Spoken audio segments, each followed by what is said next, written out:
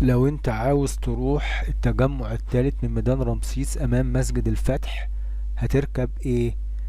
انا هقول لك تركب ايه. اركب اتوبيس 1018 و1064 بيروحوا التجمع. بس في اتوبيس منهم بيلف، واتوبيس منهم طريقه كويس ومختصر، وبيجي منه مكيف وبيجي منه عادي.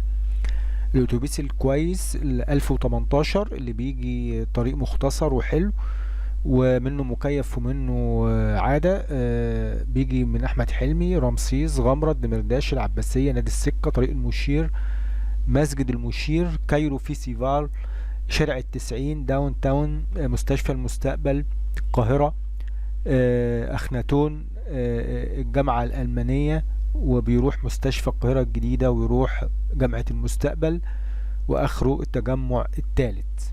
ده اتوبيس من امام مسجد الفتح، بيروح التجمع الثالث. وفي واحد زيه اتوبيس بيلف بقى شوية، بيجي من تعاتبة وبيعدي على رمسيس امام مسجد الفتح، غمرة، دمرداش، العباسية، نادي السكة، جامعة الازهر، مصطفى النحاس، المنهل، الحي الثامن، التبة، العاشر، شارع العيادة، الزهراء، الدائري، وبيخش برضو بقى ايه من الدائري على كايرو في سيفار، شارع التسعين، داون تاون، اخناتون، الجامعة الألمانية، التجمع الثالث.